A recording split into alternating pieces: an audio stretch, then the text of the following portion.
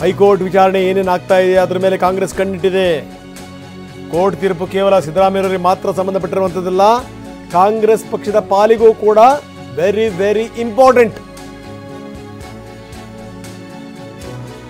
ಸಂಕಷ್ಟದಿಂದ ಸಿದ್ದರಾಮಯ್ಯ ಪಾರಾದರೆ ಕಾಂಗ್ರೆಸ್ ಸೇಫ್. ಸರ್ಕಾರವನ್ನು ಗಟ್ಟಿಯಾಗಿ ಇಟ್ಕೊಳ್ಬೇಕಾದಂಥ ಹೊಣೆಗಾರಿಕೆ ಇದೆ. ಈಗ ಸರ್ಕಾರದ ಲೆವೆಲಲ್ಲಿ ಸಮಸ್ಯೆ ಉಂಟಾಗಬಾರದು. ವ್ಯತಿರಿಕ್ತವಾದಂಥ ತೀರ್ಪೇನಾದರೂ ಬಂತು ಅಂತಂದ್ರೆ, ವಿರುದ್ಧದ ತೀರ್ಪೇನಾದರೂ ಬಂತು ಅಂದರೆ ತಕ್ಷಣ ಸುಪ್ರೀಂ ಕೋರ್ಟಿಗೆ ಹೋಗಬೇಕು. ಇನ್ನು ಹಿಂದಿನ ಸರ್ಕಾರದಲ್ಲಿ ಏನೇನಾಗಿದೆ, ಆ ಕಾಲದ ಹಗರಣಗಳು ದೊಡ್ಡ ಮಟ್ಟದಲ್ಲಿ ಸದ್ದಾಗಬೇಕು, ಸುದ್ದಿ ಆಗಬೇಕು.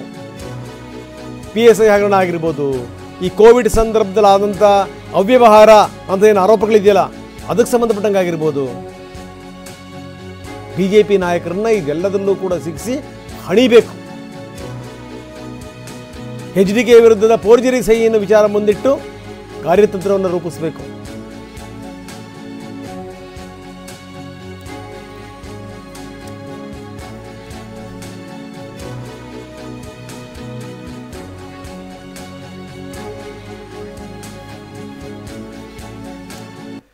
ಬನ್ನಿ, ನಮ್ಮ ಜೊತೆಗೆ ಪ್ರಸನ್ನ ಈಗ ನಮ್ಮೊಂದಿಗೆ ನೇರ ಸಂಪರ್ಕದಲ್ಲಿದ್ದಾರೆ. ಪ್ರಮೋದ್ ಶಾಸ್ತ್ರಿ ಕೂಡ ನಮ್ಮೊಂದಿಗೆ ನೇರ ಸಂಪರ್ಕದಲ್ಲಿದ್ದಾರೆ. ನಾನು ಪ್ರಸನ್ನ ಅವ್ರ ಮುಖಾಂತರ ಶುರು ಮಾಡ್ತಾ ಇದ್ದೀನಿ. ಪ್ರಸನ್ನ, ಒಂದು ಲೆಕ್ಕದಲ್ಲಿ ಏನು ಅಂದರೆ ಅದು ನಿಜ ಕೂಡ ಹೌದು. ಏನಾದರೂ ಹಿನ್ನಡೆ ಆಯಿತು ಅಂತಂದರೆ ಅದೊಂದು ಲೆಕ್ಕದಲ್ಲಿ ಕಾಂಗ್ರೆಸ್ಸಿಗೆ ಹಿನ್ನಡೆ, ಒಂದು ಲೆಕ್ಕದಲ್ಲಿ ಮುಖಭಂಗ. ಜೊತೆಗೆ ಆಗುವಂಥ ನಷ್ಟ ಇದೆಯಲ್ಲ ಅದನ್ನು ಊಹಿಸ್ಲಿಕ್ಕೂ ಕೂಡ ಸಾಧ್ಯ ಇಲ್ಲ. ಜೊತೆಗೆ ಏನು ಅಂದರೆ ಏನು ಬೇಕಾದರೂ ಇಲ್ಲಿಂದ ಏರುಪೇರುಗಳ ಶುರು ಆಗ್ಬೋದು, ಆಗ್ಬಿಡ್ತವೆ ಅಂತ ಹೇಳೋಕ್ಕಾಗೋದಲ್ಲ, ಆದರೆ ಆಗಬಹುದು. ದೊಡ್ಡ ಮಟ್ಟದ ಬಿರುಗಾಳಿ ಬೀಸಿದರೂ ಕೂಡ ಆಶ್ಚರ್ಯ ಇಲ್ಲ. ಹಿಂಗಾಗಿರೋ ಅಂತಂದರೆ ಇದನ್ನು ಬಹಳ ಕಣ್ಣಲ್ಲಿ ಕಣ್ಣಿಟ್ಟು ನೋಡ್ತಾ ಇದೆ ಏನಾಗುತ್ತೆ ಅಂತ. ಏನಾದರೂ ಮುಖ್ಯಮಂತ್ರಿ ಸೇಫ್ ಆದ್ರೆ ಒಂದು ಲೆಕ್ಕದಲ್ಲಿ ಪಕ್ಷ ಸೇಫ್ ಆದಂಗೆ, ಸರ್ಕಾರ ಸೇಫ್ ಆದಂಗೆ. ಇಲ್ಲ ಅಂತಂದರೆ ಎಡವಟ್ಟುಗಳು ಕಟ್ಟಿಟ್ಟ ಬುತ್ತಿ. ಜೊತೆಗೇನು ಅಂದರೆ ಇದಾಗ್ತಿದ್ದಂಗೆನೇ ಏನಾದರೂ ಒಂದು ಚೂರು ಹೆಚ್ಚು ಕಡಿಮೆ ಆಯಿತು ಅಂತಂದರೆ ಸುಪ್ರೀಂ ಕೋರ್ಟಲ್ಲಿ ಇದ್ರ ಬಗ್ಗೆ ಪ್ರಶ್ನೆ ಮಾಡುವಂಥದ್ದಾಗಿರ್ಬೋದು. ಜೊತೆಗೆ ವೆರಿ ಇಂಪಾರ್ಟೆಂಟ್ಲಿ ಈ BJPಯ ಹಗರಣಗಳು ಅನ್ನುವಂಥದ್ದು ಏನೇನಿದೆಯಲ್ಲ ಅದು PSIಯಿಂದ ಹಿಡಿದು ಕೋವಿಡ್ ತನಕ ಅದನ್ನು ಹೆಚ್ಚೆಚ್ಚು ಎತ್ತಿ ಅದನ್ನು ಜನರಿಗೆ ಮುಟ್ಟಿಸಿ ಈ ಮುಖಾಂತರ BJP ನಾಯಕರನ್ನ ಹಣಿಯುವಂಥ ಪ್ರಯತ್ನಗಳು ಕೂಡ, ಆ ಕಾರ್ಯತಂತ್ರಗಳು ಕೂಡ ಕಾಂಗ್ರೆಸ್ಸಲ್ಲಿ ಶುರುವಾಗಿದೆ ಅನ್ನುವಂಥದ್ದು. ಏನಿದೆ ಹೆಚ್ಚಿನ ವಿವರ? ರಂಗನಾಥ್, ಇದೀಗ ಎಲ್ಲ ಬೆಳವಣಿಗೆಗಳನ್ನ ಗಮನಿಸ್ತಾ ಇದ್ರೆ ಕಾಂಗ್ರೆಸ್ನ ಹಾದಿ ಹೂವಿನ ಹಾದಿಯ ತರ ಕಾಣಿಸ್ತಾ ಇಲ್ಲ, ಕಲ್ಲು ಮುಳ್ಳಿನ ಹಾದಿಯ ತರವೇ ಕಾಣಿಸ್ತಾ ಇದೆ. CM ಸಿದ್ದರಾಮಯ್ಯನವರು ಕಾನೂನಿನ ಆಳಕ್ಕೆ ಹೆಚ್ಚು ಹೋಗ್ತಾ ಹೋದ ಹಾಗೆ ರಾಜಕೀಯವಾಗಿ ಅದನ್ನ ಶೀಲ್ಡ್ ಮಾಡ್ಕೊಳ್ಳುವಂಥದ್ದು ಬಹಳ ಕಷ್ಟ ಆಗ್ಬೋದು. ಇದೇ ಕಾರಣಕ್ಕೋಸ್ಕರ ಹೈಕಮಾಂಡ್ನ ನಾಯಕರಿರ್ಬೋದು, ಕಾಂಗ್ರೆಸ್ನ ಎಲ್ಲ ರಾಜ್ಯ ನಾಯಕರು ಕೂಡ ಅದನ್ನ ಅತ್ಯಂತ ಹತ್ತಿರದಿಂದ ಮತ್ತೆ ಮುಂದೆ ಏನು ಮಾಡಬೇಕು ಅನ್ನೋ ಬಗ್ಗೆ ಅತ್ಯಂತ ಗಂಭೀರವಾದಂಥ ಯೋಚನೆಗಳನ್ನ ಮಾಡ್ತಾ ಇದ್ದಾರೆ. CM ಸಿದ್ದರಾಮಯ್ಯನವರು ಬೇರೆ ಇಲ್ಲ, ಪಕ್ಷ ಬೇರೆ ಇಲ್ಲ ಅನ್ನುವಂತಹ ರೀತಿಯಲ್ಲಿದೆ. CM ಸಿದ್ದರಾಮಯ್ಯನವರಿಗೆ ಡ್ಯಾಮೇಜ್ ಆದ್ರೆ ಅದು ಬಹುತೇಕ ಕಾಂಗ್ರೆಸ್ನ ಬುಡಕ್ಕೆ ಒಂದು ದೊಡ್ಡ ಕೊಡಲಿ ಪೆಟ್ಟನ್ನ ಕೊಟ್ಟಂತೆ ಆಗುತ್ತೆ. ಆ ಕಾರಣಕ್ಕೋಸ್ಕರ ಸಿದ್ದರಾಮಯ್ಯನವರು ಕಾನೂನು ಕುಣಿಕೆಯಿಂದ ಹೊರಬರಲಿ ಆದಷ್ಟು ಬೇಗ ಅನ್ನುವಂತಹ ನಿಟ್ಟಿನಲ್ಲಿಯೇ ಕಾಂಗ್ರೆಸ್ ಯೋಚನೆಯನ್ನ ಮಾಡ್ತಾ ಇದೆ. ಸದ್ಯಕ್ಕೆ ಈಗ ಕಾಂಗ್ರೆಸ್ನಲ್ಲಿ ಇಷ್ಟೆಲ್ಲ ಬೆಳವಣಿಗೆಗಳು ನಡೀತಾ ಇದ್ರೂ ಕೂಡ ಶಾಸಕರು ಯಾಕೆ ಗಟ್ಟಿಯಾಗಿದ್ದಾರೆ ಅಂದ್ರೆ ಅದು ಸಿದ್ದರಾಮಯ್ಯನವರು ಗಟ್ಟಿಯಾಗಿದ್ದಾರೆ ಅನ್ನುವಂಥ ಏಕೈಕ ನಂಬಿಕೆಯೊಂದಿಗೆ ಸಿದ್ದರಾಮಯ್ಯನವರೇ ಹೊಡೆತ ಬಿದ್ದಿದೆ. ಆದ್ರೆ ಬಹುತೇಕ ಆ ರೀತಿ ಶಾಸಕರನ್ನ ಗಟ್ಟಿಯಾಗಿ ಹಿಡಿದಿಟ್ಕೊಳ್ಳುವಂಥದ್ದು ಕಾಂಗ್ರೆಸ್ನ ಉಳಿದ ರಾಜ್ಯ ನಾಯಕರಿಗೆ ಅಷ್ಟು ಸುಲಭ ಸಾಧ್ಯ ಆಗೋದಿಲ್ಲ. ಈ ಕಾರಣಕ್ಕೋಸ್ಕರ ಯಾವುದೇ ರೀತಿಯ ಸರ್ಕಾರ ಮಟ್ಟದಲ್ಲಿ ಗೊಂದಲಗಳಾಗಬಾರದು ಅನ್ನುವಂತಹ ನಿಟ್ಟಿನಲ್ಲಿ ಕಾಂಗ್ರೆಸ್ನ ರಾಜ್ಯ ನಾಯಕರು ಯೋಚನೆಯನ್ನ ಮಾಡ್ತಾ ಇದ್ದಾರೆ. ಶಾಸಕರು ಗಟ್ಟಿಯಾಗಿದ್ರೆ ಸರ್ಕಾರ ಗಟ್ಟಿಯಾಗಿರುತ್ತೆ. ಶಾಸಕರೇನಾರು ಆತಂಕಕ್ಕೆ ಒಳಗಾಗಿ ಬೇರೆ ಬೇರೆ ರೀತಿಯಲ್ಲಿ ಯೋಚನೆಯನ್ನ ಮಾಡಿದ್ದೇ ತೊಡಗಿದ್ದೆ ಆದ್ರೆ ಸರ್ಕಾರದ ಬುಡಕನ್ನು ಕೂಡ ಅಲುಗಾಡಿಸುವಂತಹ ನಿಟ್ಟಿನಲ್ಲಿ ಬೆಳವಣಿಗೆಗಳು ತೀವ್ರ ಸ್ವರೂಪಕ್ಕೆ ಹೋಗಬಹುದು. ಈ ಕಾರಣಕ್ಕೋಸ್ಕರವೇ ಇದೀಗ BJP ಮತ್ತು JDS ಅನ್ನ ಕಟ್ಟಿ ಹಾಕೋದಕ್ಕೆ ಏನೆಲ್ಲ ತಂತ್ರಗಾರಿಕೆಯನ್ನು ಮಾಡಬಹುದು ಅನ್ನೋ ಬಗ್ಗೆ ಕಾಂಗ್ರೆಸ್ನ ನಾಯಕರು ಅತ್ಯಂತ ಗಂಭೀರವಾಗಿ ಯೋಚನೆಯನ್ನ ಮಾಡ್ತಾ ಇದ್ದಾರೆ. BJP ಕಾಲದ ಹಗರಣಗಳು ಮತ್ತು JDS ಹಗರಣಗಳ ವಿಚಾರದಲ್ಲಿ ಹೆಚ್ಚು ಅದನ್ನ ತನಿಖಾ ವರದಿಗಳು ಶೀಘ್ರವಾಗಿ ಕೈಗೆ ಸೇರಬೇಕು. ಸರ್ಕಾರ ಮಟ್ಟದಲ್ಲಿ ಕೂಡ ಅದನ್ನ ತ್ವರಿತಗತಿಯಲ್ಲಿ ವಿಚಾರಣೆಗೆ ಒಳಪಡಿಸುವಂತ ನಿಟ್ಟಿನಲ್ಲಿ ಬೇಕಾದಂತ ಎಲ್ಲ ಮಾರ್ಗಗಳನ್ನು ಕೂಡ ಮಾಡ್ತಾ ಇದ್ದಾರೆ. ಇವತ್ತು ಕೋವಿಡ್ ಹಗರಣಕ್ಕೆ ಸಂಬಂಧಪಟ್ಟ ಹಾಗೆ ಮುಖ್ಯಮಂತ್ರಿಗಳ ಕೈಗೆ ವರದಿ ಸೇರುತ್ತೆ.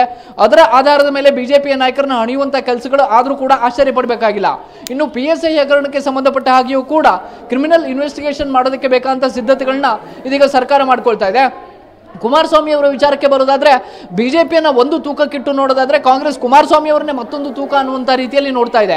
ಕುಮಾರಸ್ವಾಮಿ ಅವರನ್ನ ಕೇಂದ್ರ ಸಚಿವರಾಗಿರುವಂತ ಕಾರಣಕ್ಕೋಸ್ಕರ ಅಷ್ಟು ಸುಲಭವಾಗಿ ಅವ್ರನ್ನ ಅಂಡರ್ ಎಸ್ಟಿಮೇಟ್ ಮಾಡೋದಕ್ಕೆ ಸಾಧ್ಯವೇ ಇಲ್ಲ. ಈ ಕಾರಣಕ್ಕೋಸ್ಕರ ಕುಮಾರಸ್ವಾಮಿ ಅವರು ಮೈನಿಂಗ್ ಕೇಸ್ಗೆ ಸಂಬಂಧಪಟ್ಟ ಹಾಗೆ ಅವರು ತನ್ನ ಸಹಿಯೇ ಅಲ್ಲ ಅನ್ನುವಂಥ ಮಾತನ್ನ ಏನು ಹೇಳ್ತಾರೆ, ಅದಕ್ಕೆ ಕಾನೂನಿನ ಚೌಕಟ್ಟನ್ನ ಕೊಟ್ಟು ಅದನ್ನ ಆ ರೀತಿಯ ಯೋಚನೆಯ ಮೂಲಕ ಕಟ್ಟಿ ಹಾಕಬೇಕು ಅನ್ನುವಂಥ ನಿಟ್ಟಿನಲ್ಲಿ ಇದೀಗ ಕಾಂಗ್ರೆಸ್ ಯೋಚನೆಯನ್ನ ಮಾಡ್ತಾ ಇದೆ.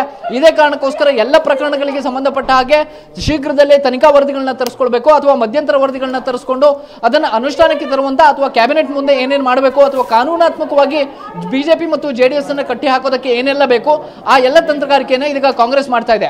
ಈ ಕಾರಣಕ್ಕೋಸ್ಕರ ಕಾಂಗ್ರೆಸ್ಗೆ ಒಂದು ಕಡೆ ರಾಜಕೀಯವಾಗಿಯೂ ಕೂಡ ತಾನು ಸ್ಟೇಬಲ್ ಆಗಿ ನಿಂತ್ಕೋಬೇಕು, ಇನ್ನೊಂದು ಕಡೆ ತನ್ನ ಎದುರಾಳಿಗಳನ್ನು ಕೂಡ ಕೌಂಟರ್ ಆಗಿ ಒಂದು ಪ್ರತಿಸ್ಪರ್ಧೆ ಒಡ್ಡುವಂತಹ ನಿಟ್ಟಿನಲ್ಲಿ ಏನೆಲ್ಲ ಬೇಕೋ ಆ ಕಾರ್ಯತಂತ್ರಗಳನ್ನ ಕಾಂಗ್ರೆಸ್ ಅತ್ಯಂತ ಮುತುವರ್ಜಿ ವಹಿಸಿ ಮಾಡ್ತಾ ಇದೆ. ರಂಗನಾಥ್, ಓಕೆ, ನೀವು ಸಂಪರ್ಕದಲ್ಲಿರಿ. ಪ್ರಮೋದ್ ಶಾಸ್ತ್ರಿ ನಮ್ಮ ಜೊತೆಗಿದ್ದಾರೆ. ಪ್ರಮೋದ್, ಆರಂಭದಲ್ಲಿ ಈ ವಿಚಾರವನ್ನು ಎತ್ಕೊಂಡಂಥ ಸಂದರ್ಭದಲ್ಲಿ ಇದೇನು ಅಷ್ಟು ದೊಡ್ಡ ಮಟ್ಟಿಗೇನೋ ಹೋಗಲ್ಲ ಅನ್ನುವಂಥ ಮಾತುಗಳು ಕೇಳಿಬಂತು. ಜೊತೆಗೆ ಇವರ ಪಾದಯಾತ್ರೆ ಶುರುವಾಯಿತಲ್ಲ ಬೆಂಗಳೂರಿನಿಂದ ಮೈಸೂರು ತನಕ, ಅವಾಗಲೂ ಕೂಡ ಅದೇ ಮಾತುಗಳು. ಯಡಿಯೂರಪ್ಪನವರೇನೋ ಉತ್ಸಾಹದಲ್ಲಿ ಉಮೇದಲ್ಲಿ ಹೇಳಿದ್ರು, ನಾವು ನೋಡಿ ಮೈಸೂರು ಮುಟ್ಟೋಷ್ಟೊತ್ತಿಗೆ ಮುಖ್ಯಮಂತ್ರಿಗಳು ರಾಜೀನಾಮೆ ಕೊಡ್ತಾರೆ ಅಂತ. ಇದಾದ್ಮೇಲೆ ಎಲ್ಲವೂ ಕೂಡ ತಣ್ಣಗಾಗ್ತಿದೆ ಅನ್ನುವಂಥ ಮಾತುಗಳು ಕೇಳಿಬಂತು. ಅದರಲ್ಲೂ ಗವರ್ನರ್ ಈ ವಿಚಾರಕ್ಕೆ ಸಂಬಂಧಪಟ್ಟಂಗೆ ಕಾದು ನೋಡುವಂಥ ತಂತ್ರವನ್ನು ಅನುಸರಿಸ್ತಾ ಇದ್ದಾರೆ. ಬಹುಶಃ ಇದು ಇಲ್ಲಿಂದ ಮುಂದಕ್ಕೆ ಹೋಗಲ್ಲ ಬಿಡಿ ಅನ್ನುವಂಥ ಮಾತುಗಳೇ ಇತ್ತು.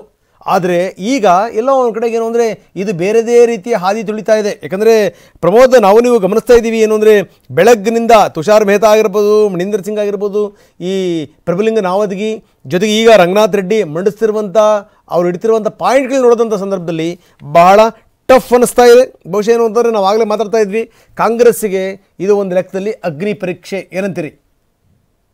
ರಂಗನಾಥ್, ನಿಜ. ಈಗಾಗಲೇ ಯಾವುದೇ ಸರ್ಕಾರ ಅಂದರೆ ಸರ್ಕಾರ ನಡೆಸ್ತಾ ಇರುವಂಥ ಯಾವುದೇ ಪಕ್ಷ ಆಗಲಿ ಸಾಮಾನ್ಯವಾಗಿ ವಿಪಕ್ಷಗಳು ಅಜೆಂಡಾವನ್ನು ಸೆಟ್ ಮಾಡೋದಕ್ಕೆ ಬಿಡಬಾರ್ದು. ಅದು ಯಾವುದೇ ಸಂದರ್ಭದಲ್ಲಿ ಆಗಿರ್ಬೋದು. ಯಾವ್ಯಾವಾಗ ವಿಪಕ್ಷಗಳು ಸರ್ಕಾರಕ್ಕೆ ಅಜೆಂಡಾವನ್ನು ಫಿಕ್ಸ್ ಮಾಡ್ತವೋ ಅಂಥ ಒಂದು ಸಂದರ್ಭದಲ್ಲಿ ಅಂಥ ಸರ್ಕಾರ ಅಥವಾ ಅಂಥ ಒಂದು ಪಕ್ಷ ಸಹಜವಾಗಿ ಹಿನ್ನಡೆಗೆ ಹೋಗುತ್ತೆ. ಹೀಗಾಗಿ ಈ ಬಾರಿಯ ಕಾಂಗ್ರೆಸ್ ನಡೆಯನ್ನು ನೋಡ್ತಾ ಇದ್ರೆ, ಹಿಂದೆ ಕಳೆದ ಬಾರಿಯ ಉದಾಹರಣೆಯನ್ನು ತೆಗೆದುಕೊಳ್ಳೋದಾದ್ರೆ, ಅಂದರೆ ಕಾಂಗ್ರೆಸ್ನ ಸರ್ಕಾರದ ಬಗ್ಗೆ ಮಾತನಾಡೋದಕ್ಕಿಂತ ಮೊದಲು ಕಳೆದ ಬಿಜೆಪಿ ಸರ್ಕಾರದ ವಿಚಾರವನ್ನು ತೆಗೆದುಕೊಳ್ಳೋದಾದ್ರೆ 40% ಸರ್ಕಾರ ಪೇ ಸಿ ಎಂ ಅನ್ನುವಂಥ ಒಂದು ಅಜೆಂಡಾವನ್ನು ವಿಪಕ್ಷವಾಗಿದ್ದಂಥ ಕಾಂಗ್ರೆಸ್ ಒಂದು ಸೆಟ್ ಮಾಡ್ತು.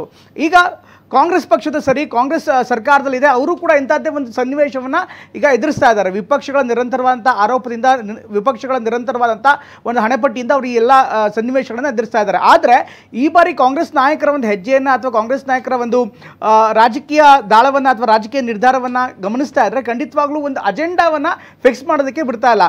ಅದರಲ್ಲೂ ಪ್ರಮುಖವಾಗಿ ಬಿಜೆಪಿ ನಾಯಕರು ಯಾವಾಗ ಮೂಡಾ ವಿಚಾರ ಬಂದರು, ಮೂಡಾ ವಿಚಾರ ಬರ್ತಾ ಇದ್ದಂತೆ ನಿರಂತರವಾಗಿ ಹೋರಾಟಗಳನ್ನು ಮಾಡುವಂಥದ್ದಿರ್ಬೋದು, ಅಥವಾ ರಾಜ್ಯಪಾಲರ ವಿರುದ್ಧ ಒಂದು ಗಂಭೀರವಾದಂಥ ಆರೋಪವನ್ನು ಮಾಡುವಂಥದ್ದು ಇರ್ಬೋದು, ರಾಜಭವನ್ ಚಲೋ ಅನ್ನುವಂಥದ್ದು ಇರ್ಬೋದು, ಈ ರೀತಿ ರಾಜಕೀಯ ಸ್ಟೆಪ್ಸ್ಗಳನ್ನು, ರಾಜಕೀಯ ತಂತ್ರಗಾರಿಕೆಯನ್ನು ಮಾಡ್ತಾನೆ ರಂಗನಾಥ್ ಈಗ ಯಾವ ಹಂತಕ್ಕೆ ಬಂದಿದ್ದಾರೆ ಅಂದರೆ, ಕೇವಲ ನಮ್ಮ ವಿರುದ್ಧಷ್ಟೇ ಆರೋಪ ಅಲ್ಲ, ಹಿಂದೆ ಕೋವಿಡ್ ಸಂದರ್ಭದಲ್ಲಿ ಸಾಕಷ್ಟು ದೊಡ್ಡ ಪ್ರಮಾಣದಲ್ಲಿ ಹಗರಣವಾಗಿತ್ತು.